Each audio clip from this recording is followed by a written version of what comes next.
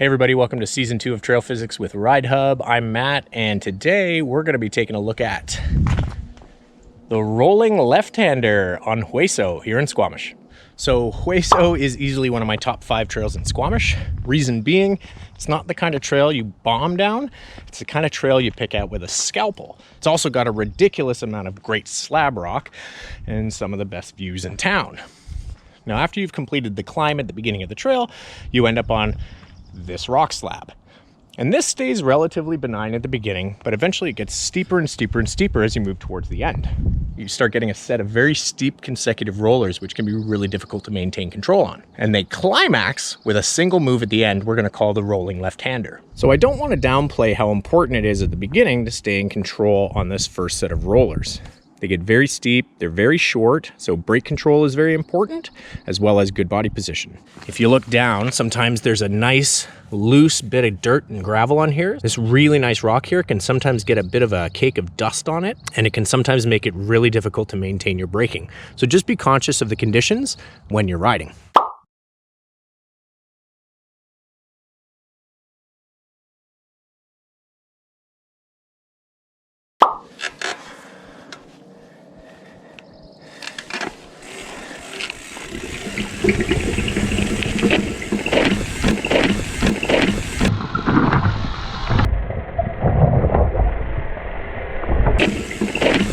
As we move down this rock, we end up with the last fast and big roll. You can see lots of dirt right here. So again, it can be hard to maintain your speed. And what we're trying to do here is just stay as slow and in control as possible so we can line up well for the rolling left-hander down here. So we've just kind of rolled down this bit.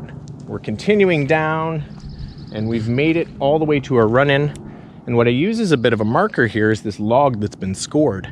So even while I'm standing on this elevated rock here, I still can't see what's over that edge. So this move is blind, and it's part of the reason people struggle to succeed with it. So the first thing we're ever gonna do when we go to ride this is go look at it.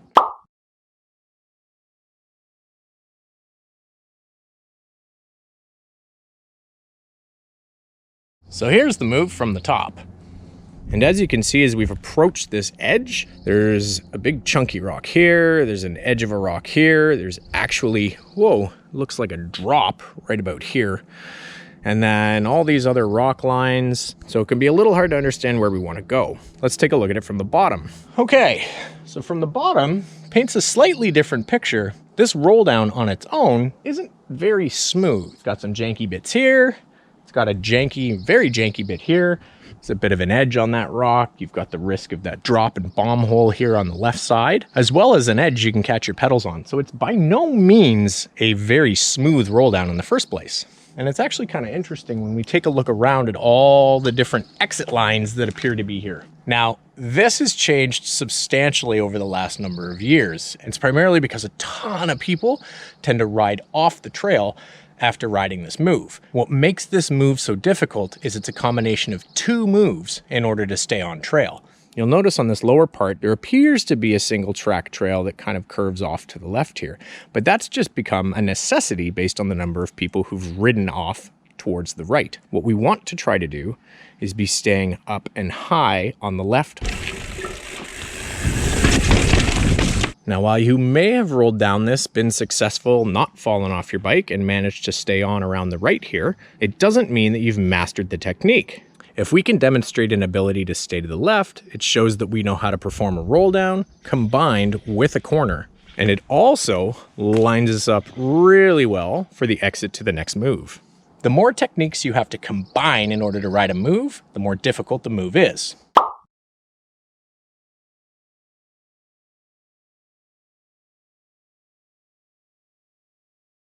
For this move, the single most important thing you can do is be looking in the direction you want to travel. One of the most common things people do when they ride down this move is they're focused so much on staying on this rock that as soon as they get onto it, they then look up and they ride in a perfectly straight line into the trees.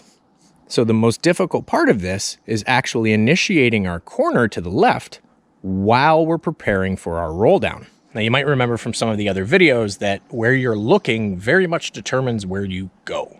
So if you're looking in the direction you want to be traveling, you have a very high likelihood of going there. If you're instead looking towards that big hole and gap in the trees, that's probably going to be where you end up. And given that there's absolutely no brush there anymore, many people do that. When we've used the proper technique to roll down, we can stop focusing on making it through this and focusing on where we want to go at the end of it. Having confidence in your technique rolling down this obstacle will be what allows you to move your eyes off to the left.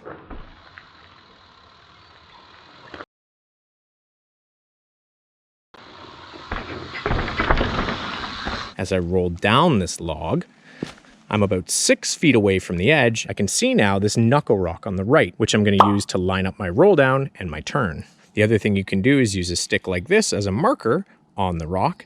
However, you need to remember to remove it once you're done. Loose sticks like this on rock slabs are not fun.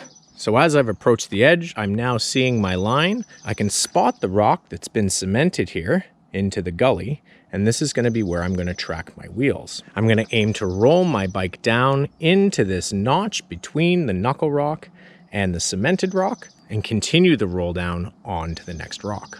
The good news is the piece of rock after the cemented rock is actually on an angle and can act a bit like a berm if you're ready for it. Again, not being prepared and just rolling straight down, you'll go over the edge and straight forward. So what I'm really going to be focused on is once I've got my line chosen, I'm going to be moving my eyes to this ribbon of dirt on the left here. This is where I want my front wheel to be going. As I start rolling down and I've committed to my line, my eyes are snapping up and to the left, spotting where my front wheel is going to want to go, and I'm going to execute my turn. Because this roll down goes onto a really janky section and spine of rock, we don't want to be heavy on our brakes through here. The commitment on this roll down is going to equate into speed on our exit. So we want to keep our speed under control for as long as possible over the edge. And as the front wheel starts approaching this first knuckle onto the cement rock, we're going to be letting off of our brakes to roll down smoothly.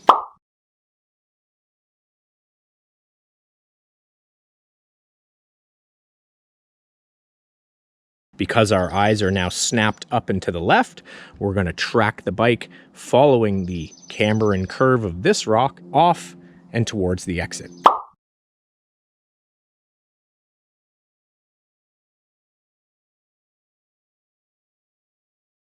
Remember, being able to stay to the left isn't necessarily the right or wrong way to ride this. What it means is that you have the skill and control to be able to do it. This is one of those moves you can come back to and constantly refine to improve your skill. Anyone who's comfortable with black technical rock moves can roll down this obstacle. Only those with really great technique can keep the bike tracking to the left. So as you've rolled down, the reason we want to stay high and to the left is because of the camber of this rock. If we're able to stay high and left, we're going to have lots of traction and be able to focus on where the exit of the trail is over here. If you don't happen to make that left turn immediately, you end up on this very steep camber here.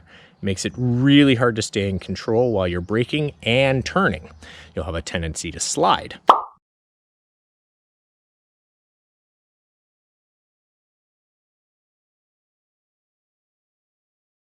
Combine that with this big root that's across here, and you're almost for sure to be sliding sideways right. Again, ending up in this nice soft area of brush. If you do end up going off the track you were planning when you were on these off-camber rocks, it's important to try to stay off your brakes as much as possible. If you start applying heavy brakes on these off-camber rocks, your tires are going to have a tendency to want to slide down. If you can stay off the brakes and keep your eyes looking in the direction you want to go and allow the bike to roll, it will likely correct and you'll be able to continue out to the exit of the trail.